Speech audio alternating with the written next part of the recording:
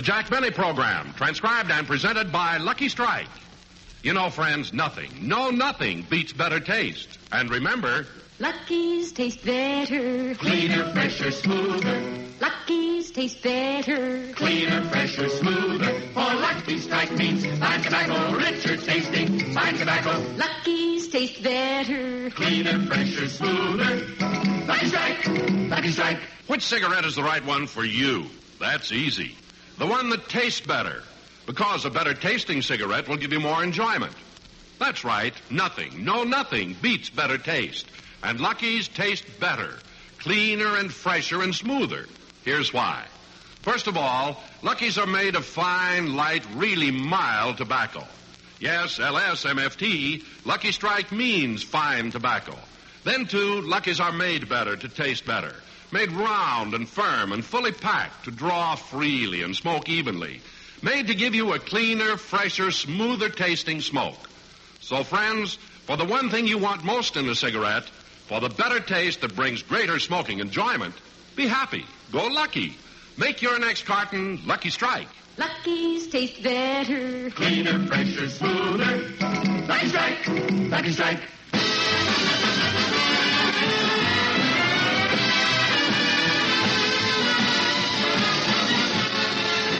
Broadcasting from the American Legion Hall in Palm Springs, California, the Lucky Strike program starring Jack Benny, with Mary Livingston, Rochester, Dennis Day, Bob Crosby, and yours truly, Don Wilson.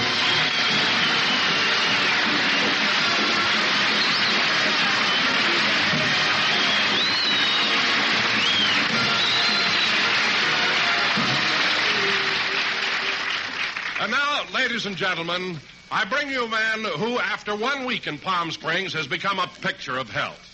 He was on the golf course Tuesday, Wednesday, Thursday, and Friday, looking for the ball he lost on Monday. And here he is, Jack Benny!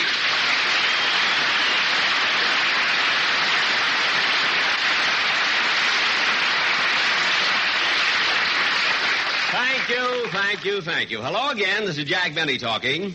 And now, ladies and gentlemen, since this is our second week... Oh, wait a minute, Jack. Wait a minute. Huh?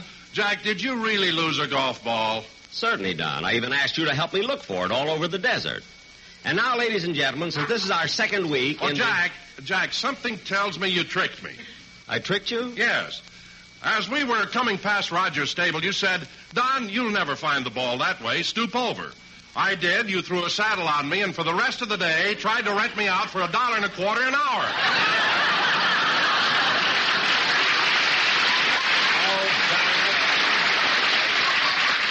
He found out. I thought I was being subtle, too. You know, I can't... Oh, hello, Mary. Hello, Jack. Hello, everybody.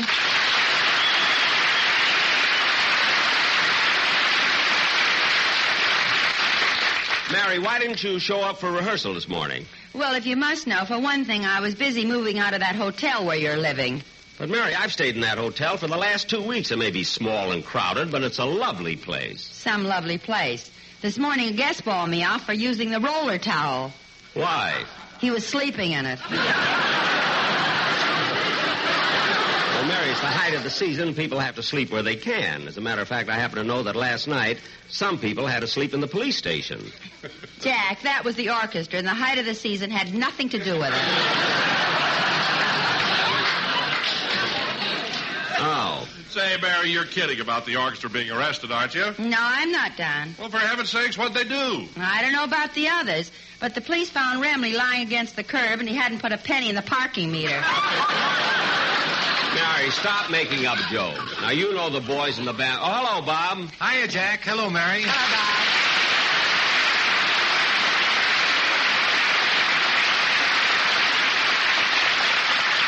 Well, Bob, are you still enjoying yourself here in Palm Springs? Oh, pretty good.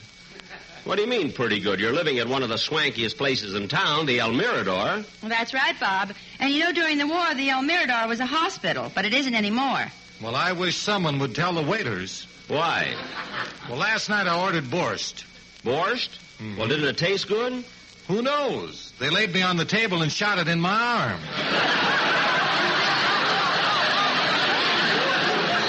You're kidding. Kidding. Look at this muscle. It's a potato. Well, how do you like that? Then for dessert, they gave me an anesthetic. Well, Bob, that had nothing to do with the dinner. Everybody who lives at the El Mirador gets an anesthetic. Yeah, but why? That way they can give you the bill and you won't come to till you go through banning.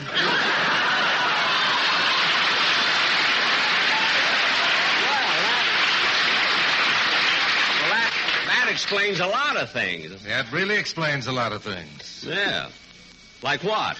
Well, when I drove up to the place, the bellboy came out, carried in my wallet, and left my bags in the driveway. Sorry I took your line then, Bob. Anything happens when you do that. I take his lines, he takes somebody else's. That's because we don't rehearse, you know. Well, anyway, the El Mirador is really one of the nicest. Come in. Telegram for Mr. Jack Benny. I'll take it, boy. Here you are. Oh, just a minute, boy. Have you got change for a $5 bill? Change for a $5? Yeah, I think so. Good. Here's the $5 bill. Here's your change. 1, 2, 3, 4, 5. Okay, boy, you can go now. Oh, thank you, Mr. Benny. Thank you. This is my lucky day. Wait a minute, boy. What do you mean this is your lucky day? Mr. Benny gave you a $5 bill, and you gave him back 5 ones. What are you so happy about? When you do business with him and break even, it ain't bad.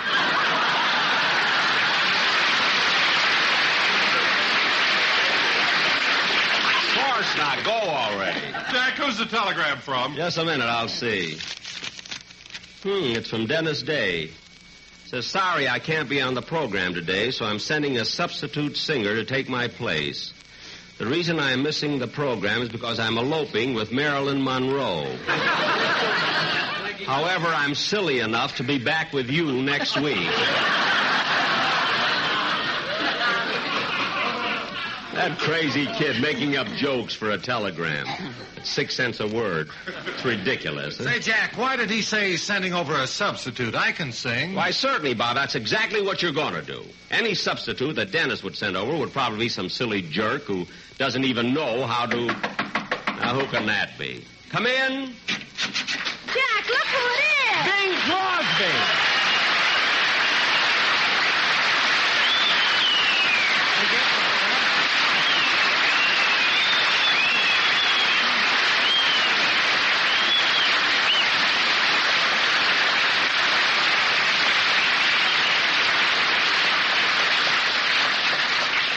Well, Bing. Just call me substitute.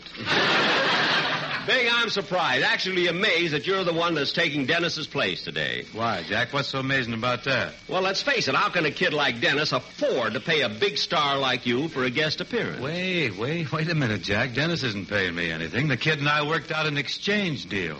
An exchange? Mm-hmm. I do a guest shot for him today, and he caddies for me tomorrow. Well, Bing, I don't like to cast aspersions on your business ability, but I think Dennis got the best of you on the deal. No, he didn't, Jack. You see, tomorrow I'm playing a match with Ben Hogan at $100 a hole.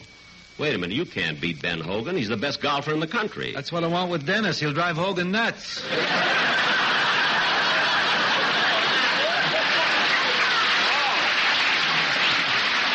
Oh. There's some writing. I got 3 O's in there. Say, redundant. What? You know, I'm here. You know my whole gang, don't you? Oh, yes. Hi, fellas. And hello, Mary. Hello, Bing. Well, I guess I know everybody except who's the fellow standing over there? I'm your brother. I didn't recognize you. How are you, Robert? I'm fine, Bing. Gosh, I haven't seen you for months. In fact, not since I started working on Jack's program. See, no wonder I didn't recognize you, kid. You got a lot thinner.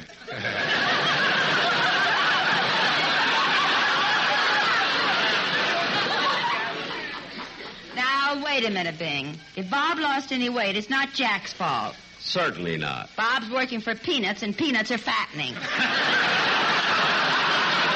Well, thank you, Mary.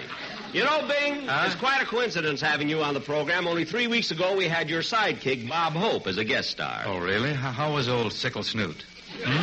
Sickle Snoot? Why do you call Hope that? Well, his nose looks like a bagel with one bite out of it. I think... You think that's pretty It does. It does at that. Say, Bing, Huh? you and Bob Hope have made an awful lot of pictures together, haven't you? Yes, and don't hit that word awful so hard, will you? Just kind of gloss that. Anyway, Beagle is a little mad about it now because, in every picture we make, I get the girl. Oh, is that what makes him mad? I get the money, too. Oh, for heaven's sakes, Bing, with everything else you have, why are you so interested in money? Believe me, you can't take it with you. They finally convinced you, huh?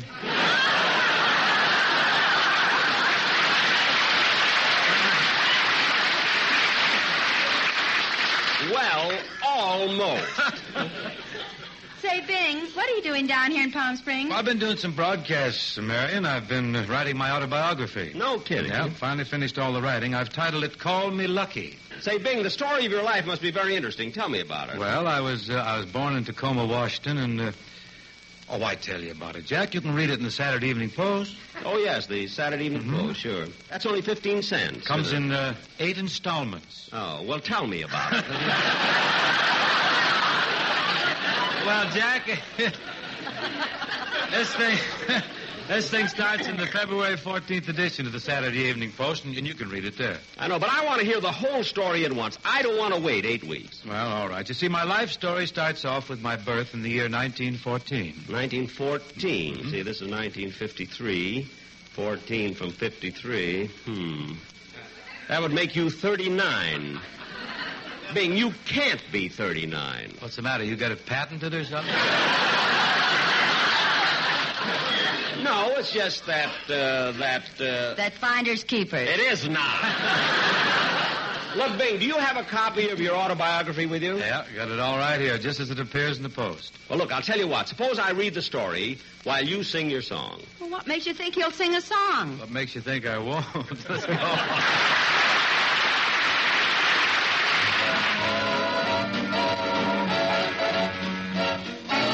Open up your heart and let the love shine through. Open up your heart and make my dreams come true. Why do you just hide behind it? Loosen up the chains that bind it. Open up your heart and let me in. Baby, I've been mighty lonesome. Baby, I've been mighty blue. And the reason for it all is plain to see. From the very first day I met you, you've been walking in all my dreams. It's time you gave a little thought to me.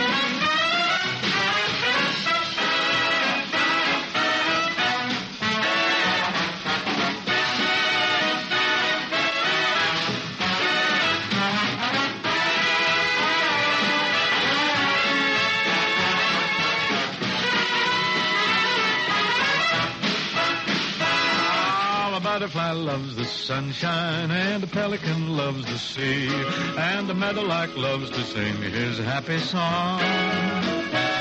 Not one of them gets as lonesome as a lovesick bird like me, and it's all because my chickadee done me wrong.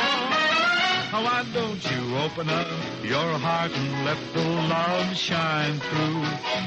Open up your heart and make my dreams come true. Throw away the key that fits it. Tell 'em I'm the one that gets it. Open up your heart and let me in.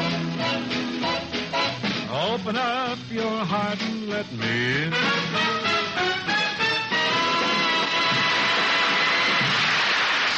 Bingle, that was wonderful. And I just read your autobiography, and it's really interesting. Say, Jack, I've got an idea. What, Mary? Well, since we've got Bing with us, why don't we dramatize his life story? Say, that is a good idea. Look, Bing, suppose I do your life story on my show.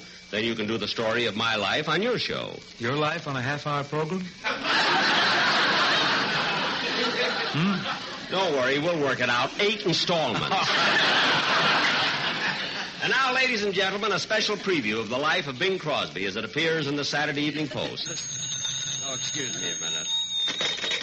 Hello? I have a long-distance call from Mr. Jack Benny. This is Jack Benny speaking. I'll take the call. It's collect. Collect?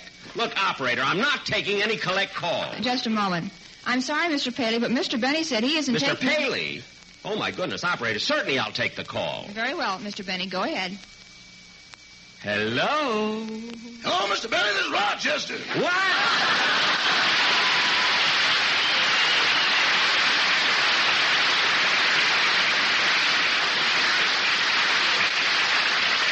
Rochester, you tricked me. I had to, boss. I'm in the garage in San Bernardino, and I haven't got any money. The garage? Something wrong with my car again? Rochester, answer me. Is there something wrong with my car? Just a minute, boss. This is such a long story, I wrote it down. Never mind that. Just tell me what happened. Well, I was on my way down to Palm Springs to pick you up. Uh-huh. And as I was coming through Cucamonga, I was driving along the railroad tracks when suddenly I noticed the super chief was trying to pass me. Trying to pass you? So I accepted the challenge, put my foot down to the floor, and would you believe it? For the next 22 miles, we were side by side. Rochester, how could you keep up with the super chief? The mail hook had me by the back of the neck.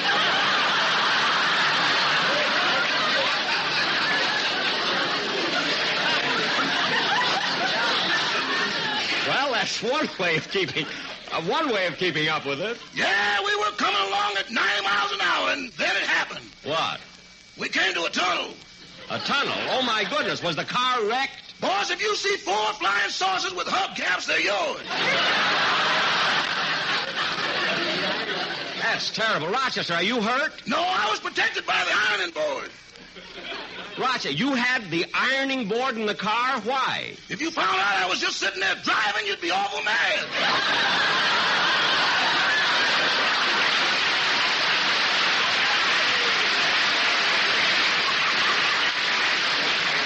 I would not. Anyway, before you leave the garage, find out how much it'll cost to fix my car. Oh, I already did that. In fact, I had 2 fellas look at it, and they each gave me an estimate. The first said $17.50, and the second fellow wanted $800. Well, that's quite a difference. $800 out of the question for fixing up my car. What'll the fellow do for $17.50? Bury it.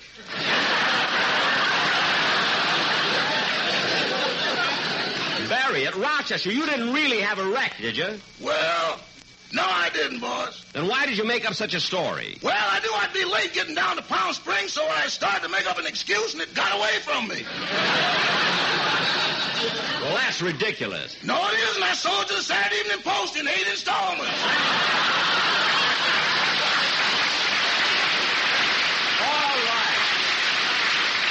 All right, goodbye. Goodbye. Oh, say, boss. Now what? The director of your television show called, and he's already hired 700 dancing girls for your TV show next Sunday.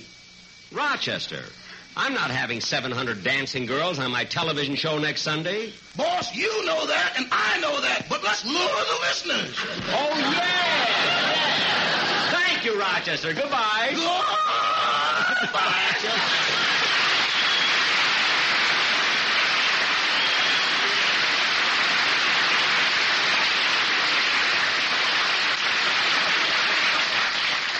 And now, ladies and gentlemen, we present our dramatization of the Saturday Evening Post autobiography of Bing Crosby, Call Me Lucky. Curtain. Music. In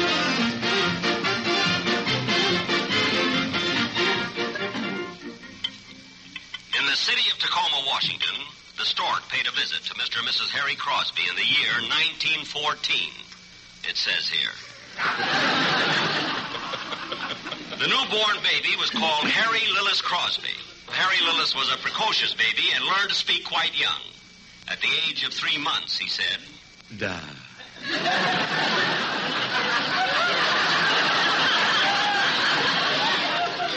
At the age of 4 months, he said, "Da, da." At 5 months, "Da, da, da." And at 6 months, "Da, da, da, da, da, da, da, da, da, da."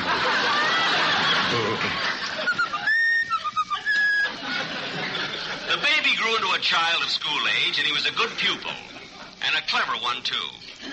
While other kids brought the teacher apples, he brought her Minute Maid orange juice.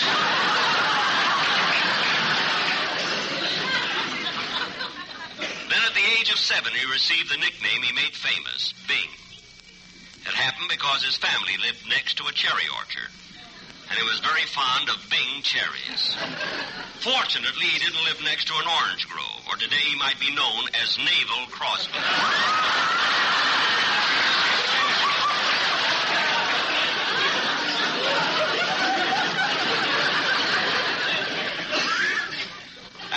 this time, another blessed event took place in the Crosby home.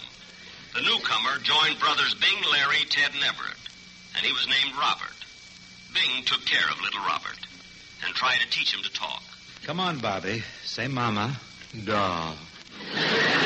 Come on, Bob. Say mama. Da. No, mama. Say mama. Mama Shababovitz.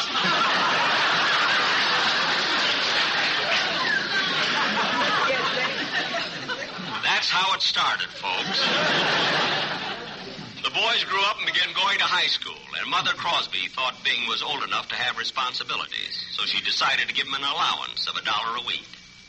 When it came time for him to receive his first dollar, Bing said, Mother, may I have my allowance? Why, certainly, son. Here it is. Oh, but Mother, I'm supposed to get $1 allowance. How come you only gave me 90 cents? Brother Everett gets 10%. That's how that started. By now, Bing was attending high school, and one day on his way to class, he ran into his best friend, Robert Leslie Hope. Hope suggested they play hooky, which they did. They went down to the corner fruit store and swiped apples. And they went around tipping over ash cans and breaking windows. This was the start of their first picture, The Road to Reform School. When Bing went on to college, he and his brother Bob shared the same room at Gonzaga University. They shared everything. They even took their Saturday night baths together. And they enjoyed it because it gave them a chance to harmonize. The roads are the dustiest, the winds are the gustiest, the gates are the rustiest, the pie's the crustiest, the song's the lustiest, the folks the trustiest, way back home. The trees are the sappiest, the days are the nappiest, the dogs are the yappiest, the kids the scrappiest, the jokes the snappiest, the folks the happiest, way back home. I don't know why I left the homestead. We Crosbys had such fun. Yeah, but Bing, we drove the neighbors crazy. They had to move. Yes, one by one. Bob was the littlest, Sister Kay the prettiest, Larry was the dumpiest, Mary Rose the plumpiest, Bing's clothes the dingiest, Everett the stingiest. All right. Way back home. Soloista. Let's light a lucky strike. That's sure a smoke I like. My folks are tearing them, and they're comparing them. Yes, it's a favorite smoke of all the smartest folk. Way back home. A lucky is round and firm. That's more than just a term. It's made of fine tobacco. There's 20 in the pack. No puff is ever rough. It's Lucky's we all puff. Way back home. Lucky Strikes are better tasting. What feeling? And there are no loose ends. That's my boy, Grease the This sponsor. is my butter and eggs. Lay on. Yeah. Cleaner, fresher, smoother Make it smoke. sound sincere. You'll be proud to give your friend. We folks are the happiest. My brothers are the snappiest. Everett the daffiest. Bob is the pappiest. You said it. We're happy it is true. They're all Lucky back with you. Way back home.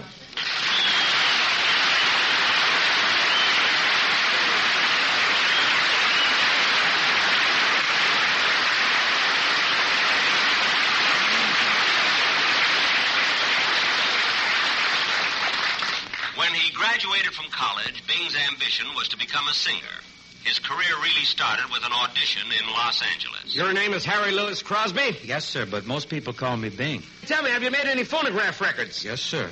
I've made lots of records. I made them for a company owned by Rudy Valley, but I think he's jealous of me. Well, how can you say Rudy was jealous? He let you make the records, didn't he? Yeah, but he wouldn't put the holes in the middle.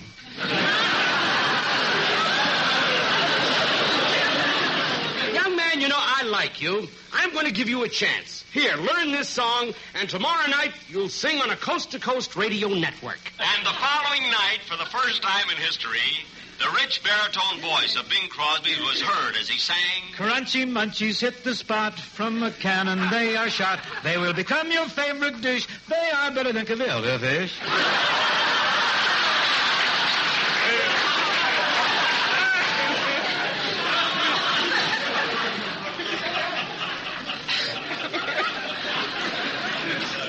was on his way to success, and with fame and wealth, his interests became diversified. For instance, one day he witnessed the following scene.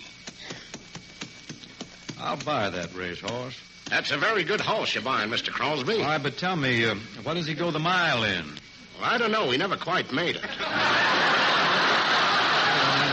Well, look, Mr. Crosby, your horse can win its first race if you'll tell the jockey that's riding it to holler giddy-up and throw this little electrical switch on the saddle. Oh, is there a battery under there? No, it turns on his hearing aid.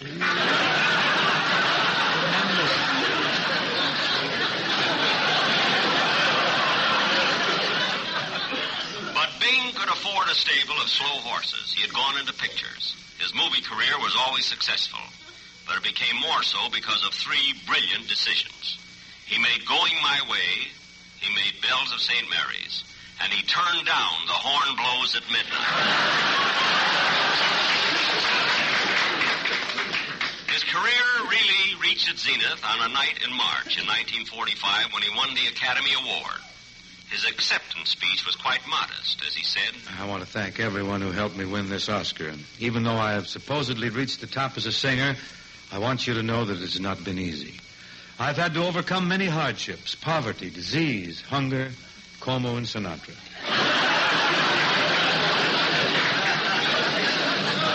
Yes, Bing had reached the very top, and yet his fortunes grew and grew. He had records, television, movies, radio, frozen food, inventions, cattle, and oil wells. Yes, the world was his, and I wish he'd give it back already. This is Bing's true story.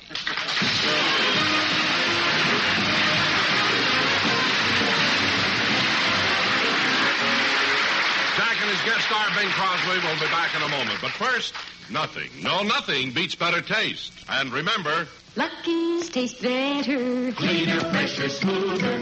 Lucky's taste better. Cleaner, fresher, smoother. For Lucky Strike means fine tobacco, richer tasting. Fine tobacco. Lucky's taste better. Cleaner, fresher, smoother.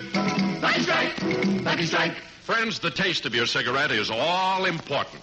For in a cigarette, nothing beats better taste. And Lucky's taste better, cleaner and fresher and smoother.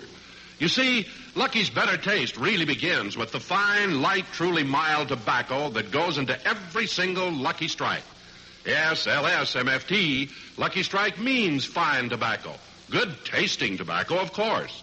Then, too, Lucky's also taste better because they're made better, to give you a cleaner, fresher, smoother tasting smoke. So, friends, remember how important better taste is to your enjoyment of a cigarette. And remember that Lucky Strike gives you the better taste of fine tobacco in a better-made cigarette. But most of all, remember to pick up a carton of Lucky's tomorrow. Yes, be happy. Go Lucky.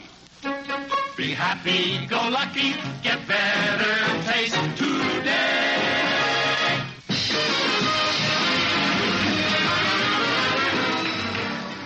Bing, I want to thank you very much for taking Dennis Day's place on the program. I was glad to do it, Jack. Tell me, Bing, is Dennis really going to caddy for you when you play golf with Ben Hogan tomorrow? That's right. And you and Ben are playing for $100 a hole? Mm-hmm. Well, do you mind if I join you? You know, I'd like to pick up a little extra money. What makes you think you'd win? I can't lose. I'm going to caddy for Hogan. Oh. Good night, Bing. Good night, folks.